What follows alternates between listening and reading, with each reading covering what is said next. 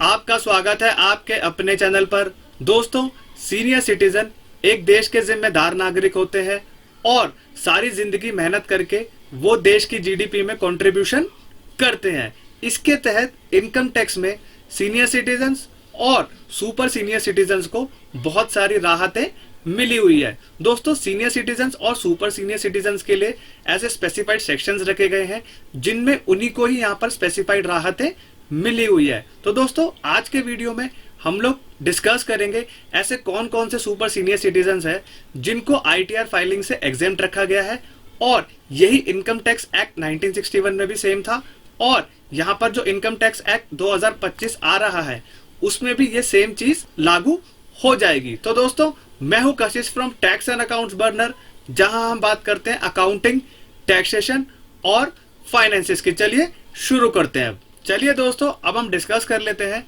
ऐसे कौन से सुपर सीनियर सिटीजन्स हैं जिनको आईटीआर फाइल करने की जरूरत नहीं है, असेसमेंट ईयर 26-27 में भी और टैक्स ईयर 26 और 27 में। तो दोस्तों, पहले जो ये सेक्शन हुआ करता था सेक्शन 194P हुआ करता था, लेकिन इनकम टैक्स एक्ट 2025 के तहत ये न्यू सेक्शन हो जाएगा, section 393 sub section 1 table serial number 8 sub section 7। तो दोस्तों, अब क्या है, असेसमेंट ईयर 26 और 27 में और फाइनेंशियल ईयर 25-26 के लिए यही लिमिट रहने वाली है, और जो टैक्स ईयर आएगा इनकम टैक्स एक्ट 2025 के तहत भी, उसमें भी ये सेम सेक्शन और सेम चीज ही रहने वाली है। अब दोस्तों, पहले हम लोग समझ लेते हैं कि इनकम टैक्स रूल के तहत कौन कौन सुपर सीनियर सिटीजन और सीनियर सिटीजन कहलाते हैं। अब दोस्तों, एक रेसिडेंट इंडिविजुअल जिनकी एज 60 साल से ऊपर है और 80 ईयर्स से नीचे है, वो क्या कहलाएंगे, सीनियर सिटीजन कहलाएंगे ड्यूरिंग द प्रीवियस ईयर और टैक्स ईयर जो भी आपके ऊपर एप्लीकेबल होगा। सपोज करिए आपके ऊपर एप्लीकेबल है असेसमेंट ईयर 26 और 27, तो दोस्तों आप फाइनेंशियल ईयर 25 और 26 को कंसीडर करेंगे।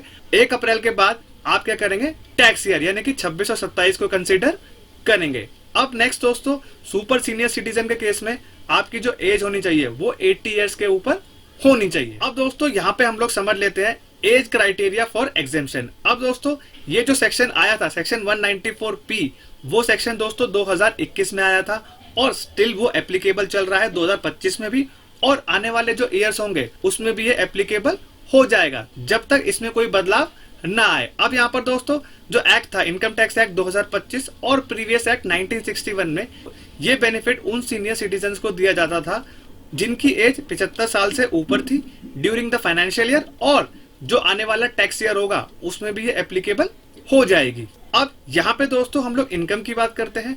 अब उनकी इनकम होनी चाहिए सिर्फ पेंशन से और इंटरेस्ट की इनकम। तो दोस्तों, ये सेक्शन जो एप्लीकेबल होगा जिनको आईटीआर फाइल करने की नीड नहीं है, उनकी जो इनकम होनी चाहिए या तो पेंशन से होनी चाहिए, चाहे वो सरकारी हो चाहे वो प्राइवेट हो, और उसी इनकम पे आपको क्या मिलना चाहिए, इंटरेस्ट मिलना चाहिए। तो दोस्तों, ये सेक्शन वो बात कर रहा है to claim exemption from ITR filing the senior citizen must have only 2 type of incomes, pension income और इंटरेस्ट इनकम। अब यहाँ पे दोस्तों इंटरेस्ट इनकम की हम बात करते हैं। इंटरेस्ट इनकम क्या क्या होना चाहिए। अब पहले तो या तो आपका फिक्स डिपॉजिट का इंटरेस्ट होना चाहिए, चाहे सेविंग बैंक का इंटरेस्ट आपको मिलना चाहिए, चाहे आपने कोई बैंक में डिपॉजिट किया हो तो वहां से वो इंटरेस्ट आना चाहिए। अब दोस्तों हम लोग अगली चीज समझ लेते हैं, interest must be from same bank where the pension is received. अब दोस्तों यहाँ पे क्या है, इंटरेस्ट जो आपको मिलेगा वो वही इंटरेस्ट होगा जिस खाते में आपकी जो पेंशन आएगी, और उसी पेंशन पे आपको यहाँ पर इंटरेस्ट मिलेगा। तो दोस्तों यहाँ पे हम पढ़ते हैं, pension and interest income must come from same bank. For example, if a senior citizen receive pension in state bank of India, state bank पे जो आपकी पेंशन आएगी उस पे जो आपको इंटरेस्ट मिलेगा, और उसमें जो आपके डिपॉजिट्स होंगे, चाहे वो एफडी का डिपॉजिट हो, चाहे वो सेविंग बैंक डिपॉजिट हो, चाहे आपका कोई भी अदर डिपॉजिट हो, तो उसी के ऊपर वो क्या होगा, एप्लीकेबल होगा। नेक्स्ट दोस्तों, सबसे इंपॉर्टेंट चीज आती है, आपको क्या करना पड़ेगा, डिक्लेरेशन देना पड़ेगा बैंक में। अब senior citizen must submit a declaration form to the bank.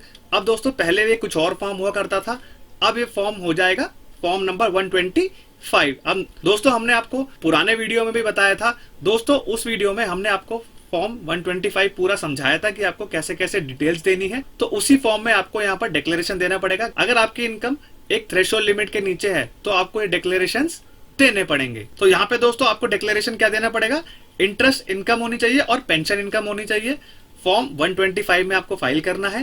ये दोनों को क्लब कर दिया है, 15H और 15G को। सीनियर सिटीजन के केस में 15H आपको फाइल करना पड़ता था। अब डिक्लेरेशन को क्या देना है कि वो ITR फाइलिंग से एग्जेम्प्टेड है। अब दोस्तों अगर आपने डिक्लेरेशन सबमिट कर दिया तो बैंक की रिस्पॉन्सिबिलिटी बनती है कि वो आपकी टैक्सेबल इनकम को निकालेगा।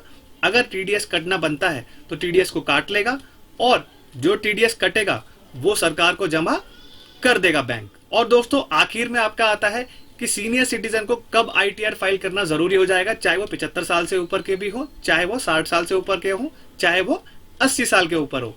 अब दोस्तों अगर उनकी इनकम रेंटल इनकम है, चाहे उनका किराया आ रहा होगा, और अगर उनकी इनकम शेयर मार्केट से है, चाहे उन्होंने कोई भी प्रॉपर्टी खरीदी बेची हो उससे उनको गेन हुआ हो, तो ये सेक्शन एप्लीकेबल नहीं होगा। और नेक्स्ट होगा अगर कोई भी इनकी इनकम बिजनेस और प्रोफेशन से है। और आखिर इनकम होगी अगर उनके पास मल्टीपल बैंक्स है, वहां से उनको इंटरेस्ट आ रहा है, तो ये सेक्शन उनके ऊपर एप्लीकेबल नहीं होगा। तो दोस्तों ये था सेक्शन 194P पुराने एक्ट के हिसाब से, और सेक्शन 393 सब सेक्शन 1 जो कि आपको मैंने पुराने एक्ट से भी समझा दिया है और नए एक्ट से भी मैंने आपको यहाँ पर समझा दिया है। दोस्तों नए एक्ट के हिसाब से भी हम लोग आपके लिए वीडियोस लेकर के आ रहे हैं जो कि आपके पुराने एक्ट से भी मिलते जुलते हैं, और जो पुराने सेक्शंस को कैरी फॉरवर्ड किया गया है वो भी हम लोग आपको प्रॉपर समझा रहे हैं। तो दोस्तों ये था पूरा ब्यौरा जिसमें सीनियर सिटीजन को कोई भी ITR फाइल करने की जरूरत नहीं पड़ेगी अगर ये कंडीशंस को फॉलो करते हैं और प्रॉपर डिक्लेरेशन देते हैं। तो दोस्तों अगर ये वीडियो इन्फॉर्मेटिव एंड प्रैक्टिकल लगा हो तो वीडियो को लाइक करेंगे, और चैनल पे नए हैं तो do subscribe to the channel. तब तक के लिए मिलते हैं अगले वीडियो में। जय हिंद, जय भारत।